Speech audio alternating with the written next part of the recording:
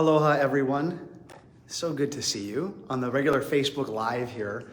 I'm in California right now. That's Valen and Deanne. We're here at the training, and we're doing a training here in Carlsbad, and it's just so beautiful here today. You just take a look. Has amazing, amazing weather over there, and just an incredible group that we have here. And we're on our lunch break right now. We're on our lunch break, and so I wanted to make sure that did our Facebook Live like we've been doing and go over some content with you guys, go over some information. I've been doing my best to alternate back and forth between NLP and Huna.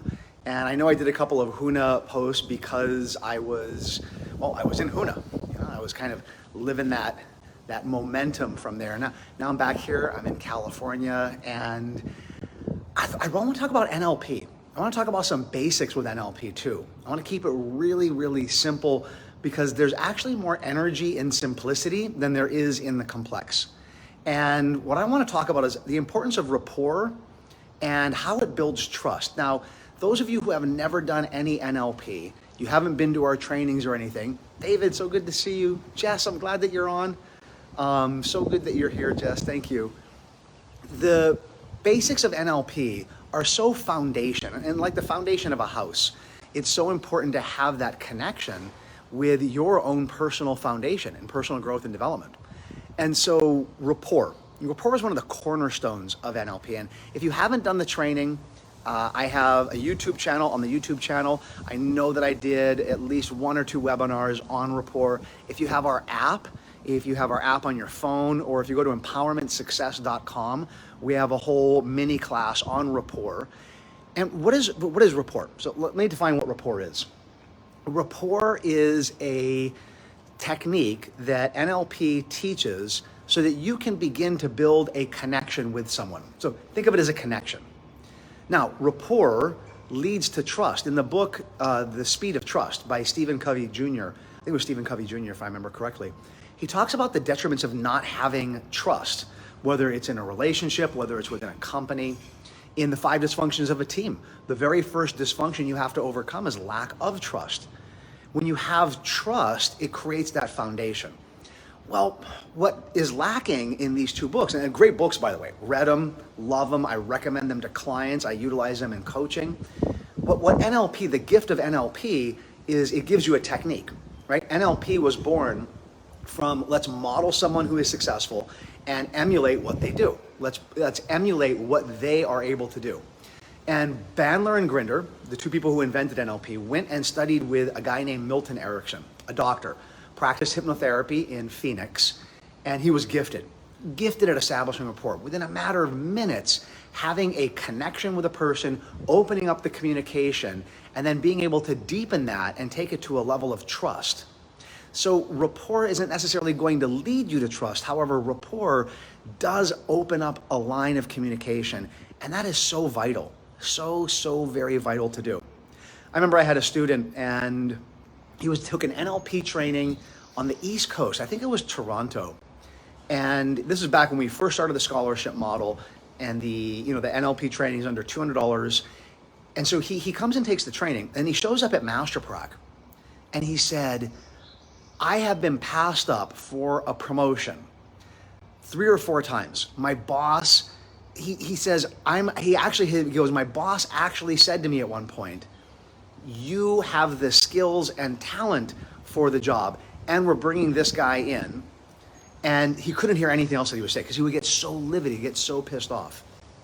So he comes in, he takes the NLP training, and he shows up at Master Prac, and he says to me, he walks in the door, he goes, just report. He said, just rapport alone. He went, oh my God. I went back and I said, you know what? I'm just gonna get back into rapport with my boss.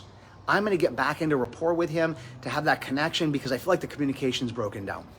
And he went in, established rapport with his boss, and his boss, within a matter of days, said to him, this is the person I've been looking for.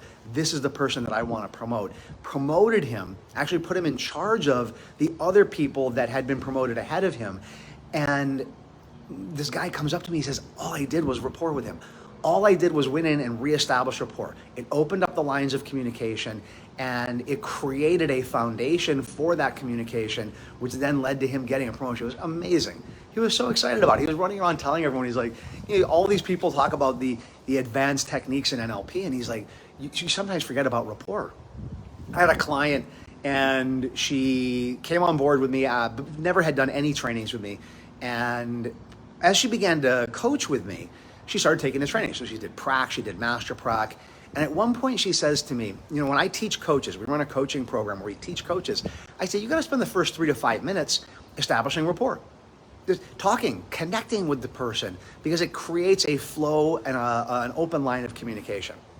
Well, she gets on a coaching call with me and she says, I know that every 3 to 5 minutes in the beginning, you establish rapport. Why don't we maximize our calls, she says. Why don't we maximize our calls? And how about we just skip the rapport? And I went, okay, let's do a little experiment. I usually don't take directions from my clients like that. Usually I'm like, no, here's how we're gonna roll. So the next call I get on with her, and I do no rapport building. No rapport building at all. No like, hey, how's it going? Where are you at right now? Just jump right in. And we're 15 minutes into the call, and I'm asking her something so simple. I'm asking her like these simple questions, and she's pushing back. She's pushing back, and I'm like, what's up? Why, are you okay right now? And she's like, you know what? I don't like the way you're talking to me today. And I said, I've not changed how I'm communicating. I'm actually talking the same way that I always do. She's like, I don't know. I don't feel like, it's like we have no rapport. And I said, that's because we didn't establish any rapport. She's like, oh my God. I said, I told you, never presuppose rapport. Rapport building is so important. We spent some time getting back into rapport. She laughed and she said, okay, I get it now. I get the importance of rapport. Well, how do you establish rapport? I'm gonna give you a big picture overview on it because obviously in a 5 to 10 minute Facebook Live, I'm not gonna be able to teach you everything. It's find commonalities. How you establish rapport is finding a common ground, a common connection. You both have dogs, you both have kids. If you've been to Hawaii, well, Hawaii is a rapport builder. I love the fact that I'm from Hawaii because all I gotta do is say I'm from Hawaii. And have you ever been? And if you've been to Hawaii, well, then you can start establishing rapport based on that. If you've never been, everyone wants to go to Hawaii. So I'm finding a commonality. Those of you who are taking notes on this, what you wanna do is you wanna write down finding common interests, finding things that you can connect with. Similarities build rapport. Similarities build rapport. Now, the more similarities you're able to do, whether it's verbally, whether it's with common interests or concepts or ideas, or whether it's from a physiological standpoint, once you have those commonalities, now the communication begins to flow a lot easier. I do 60 to 90 minute coaching calls with my clients every week, and I spend a good 3 to 5 minutes at the beginning of it building rapport, asking them how their week has been. Another thing that really helps to build rapport that we don't talk about as much in our live trainings is the idea that you listen as much, if not more, than how much you talk. So for example, if you're on a call with someone and you want to build rapport with them and you're the master communicator here, when you listen more, a person feels heard and they feel like that attention is on them, and that helps to also establish a really good level of rapport. Now, if you want to learn more about this, I know on our YouTube channel, there's a couple of videos that we have that are really good on rapport. You guys can look that up. We also have it on our app, and whichever approach you take is perfect. If not, just stick with what I shared with you here. Establish similarities, connect on that level, build that rapport, and that will lead to having deeper levels of trust. All right. Hope you all have an amazing week. I'm looking forward to seeing you next week. I think I'll be in Houston. I think I'll either be in Houston or on my way to Houston. Not sure. We'll figure it out though, all right?